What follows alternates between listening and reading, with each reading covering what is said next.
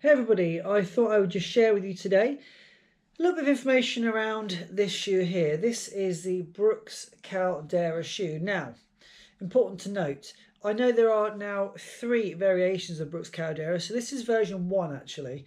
I got this shoe about a year ago, and I don't really necessarily know why I got it. I mean, in terms of looking for a shoe, I knew I wanted Brooks, looking for something with cushioning. This shoe appeared visually appealing to me at the time, and I guess I had these visions of taking to the trails, heading up the mountains, doing all sorts of crazy things. Now, in reality, this shoe has been tested on roads, on sand, on gravel, on kind of the dirt tracks. No, it has not gone up a mountain. Also tested it in snow as well. So generally speaking, it's been what I would call some sort of form of technical terrain, but not true difficult endurance trail races. That said, I've put over, I think it was certainly Strava says over 300 miles. I think I'm close to 400, given the fact that I actually used to wear these out and around on, general kind of walks and hikes and things like that. Of course, these weren't tracked on Strava. So this shoe itself, what can I say about it? Well, straight out of the box, it was a really, really comfortable shoe. It was dead cheap. It cost me £40 at the time, brand new when I got it. And let's talk a little bit about the shoe itself. Really comfortable, supportive heel element, which is what I look for personally. I mean, the laces, people would question, I suppose, the different variations you can get and the different upper and this, that and the other, la-di-da-di-da. But for me, this works. You've got a really, really breathable kind of mesh arrangement here. And for your information, yes, I've been in water with them. They do certainly drain, if you like, very quickly, and it's really, really good breathability. In fact, for example, if I hold it here, I can see through. Certainly it's in terms of a shadow, but I can see through here to the camera. That's what you're working with. Now, wear. Given that when I got this shoe, I wasn't necessarily kind of fully formed as a runner, I wasn't entirely sure what I was doing, so I was just hitting the pavement in all sorts of shapes and sizes and different ways. Have a look at this wear here. Now it's a little bit dirty, I apologise.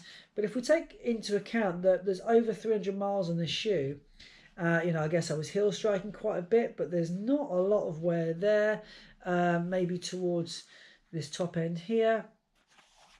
So, I mean, I'm really, really pleased with this shoe. It is just so comfortable. During my marathon training, I was doing some long runs, and when I was going alongside the river, I was wearing these, so I was doing up to 20 miles in these, and they were just serving me so well. I guess it's fair to say that they're not giving me the same amount of feedback in terms of the comfort factor that I was experiencing when I first got them. But equally, I've kind of been spoiled as well with some really comfortable road shoes. So when you transition in between the two, it is hard to make a fair comparison, I suppose. Why am I also recording this video? Well, I'm looking to possibly upgrade to the Brooks Caldera 2 or 3. I would also be more than happy to continue using Brooks Caldera 1. However, it's proving more difficult to find. As we know, when shoes start to evolve, it does become more difficult to find the original version. So, I contacted a couple of people on YouTube who have reviewed the 2 and the 3, and these also include people who've upgraded from the 1.